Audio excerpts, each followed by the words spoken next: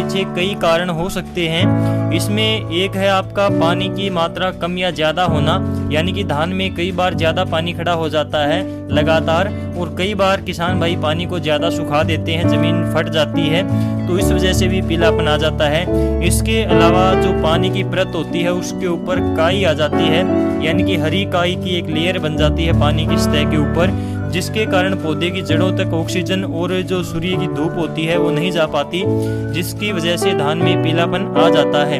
इसके अलावा जो दूसरा मुख्य कारण होता है धान में पीलापन का, वो होता है पोषक तत्वों की कमी। पोषक तत्व यानी कि नाइट्रोजन, फास्फोरस और पोटास, ये 3 मुख्य पोषक तत्व होते हैं।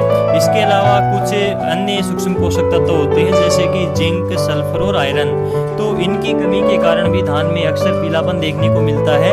धान में ज्यादातर नाइट्रोजन और जिंक की कमी के कारण ही पीलापन देखने को ज्यादा मिलता है, तो इनकी पूर्ति के लिए आपको 2.5 किलोग्राम यूरिया और इसके साथ 500 ग्राम जिंक सल्फेट जो कि 21% वाला आपको लेना है, तो इसको 100 लीटर पानी की मात्रा के साथ 1 एकड़ के हिसाब से आपको स्प्रे करना है धान की फसल में। इससे आपके धान में नाइट्रोजन और जिंक की कमी पूरी हो जाएगी। इससे फसल का पीलापन दूर हो जाएगा और आपकी फसल में एक अलग ही आपको हरापन नजर आएगा, जिसके कारण धान का फुटाव ज्यादा होगा, यानी कि कल्लों की संख्या ज्यादा होगी, कल्ले ज्यादा निकलेंगे आपकी फसल से। पिछले कुछ समय से आपने YouTube पर इस बारे में काफी वीडियोस देखे होंगे, यानी कि धान में कल्लों की संख्या कैसे बढ़ाएं, धान में ज्यादा फुटाव कैसे हो सकता है। इस टॉपिक पर आपने बहुत सी वीडियो पिछले कुछ समय से देखी होंगी और यहाँ पर बहुत ही अच्छी जानकारी कुछ भाई दे रहे हैं। इसके साथ ही कुछ लोग यहाँ पर ऐसा बोल रहे हैं कि यदि आपको ज्यादा कल्ले चाहिए, ज्यादा फुटाव चाहिए धान में, तो आप धान की बढ़वार को कैसे भी करके रोक दें, इसकी ग्रोथ को बिल्कुल ही रोक दें, तो इसके बराबर से ज्यादा फुटाव शुरू हो जाएगा, धान में ज्यादा नए कल्ले निकलने स्टार्ट हो जाएंगे।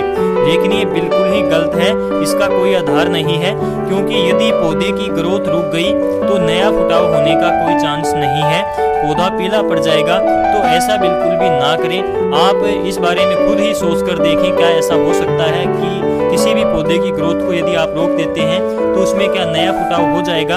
ये सोचने वाली बात है अपने आप में ही।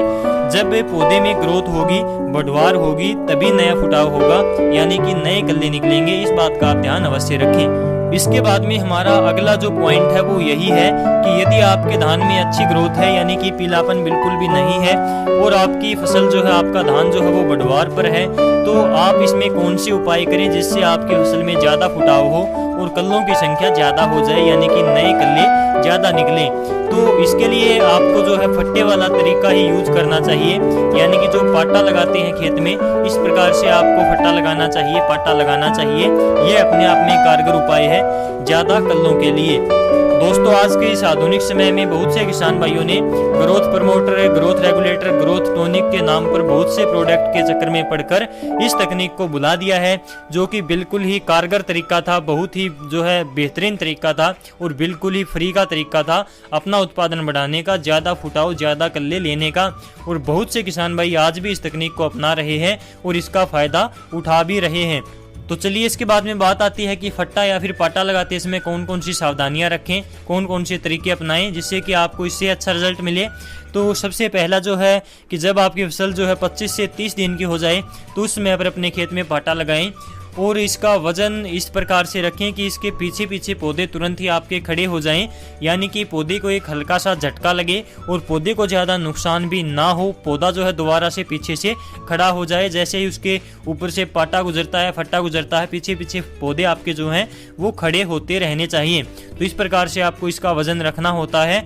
इसका वजन इससे ज़्यादा ना करें, नहीं तो आपके पौधे जो है नीचे पानी में धंस जाएंगे। फट्टा या फिर पाटा लगाने के लिए आपको पाइप का इस्तेमाल करना चाहिए या फिर बांस का उपयोग यहाँ पर आप कर सकते हैं। और इस समय पर आपके खेत में ज़्यादा पानी खड़ा ना हो, यानी कि हल्का सा पानी आपके खेत के अंदर रहना चाहिए, तो इससे आपको अच्छा फ़ायदा होता है।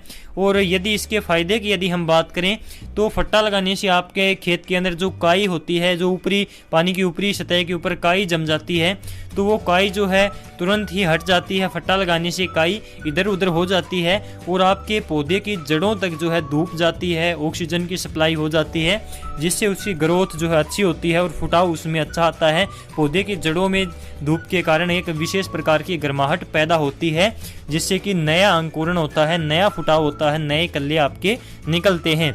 इसके बाद में पौधे के तने की जो कोशिकाएं होती हैं वो इस फट्टे से हिलती हैं या फिर कुछ टूट फूट उसके अंदर हो जाती हैं, जिससे वो एक्टिव हो जाती हैं पौधे के मुड़ने से, और ये कोशिकाएं जो है नया फुटाव करती हैं। इनमें नया सृजन होता है, नया फुटाव होता है, नए कल्ले आपके यहाँ से निकलने शुरू हो जाते हैं।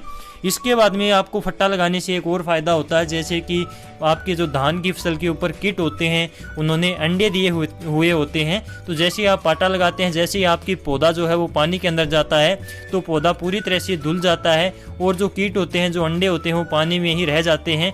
तो आपको एक अलग से ये फ़ायदा मिल जाता है।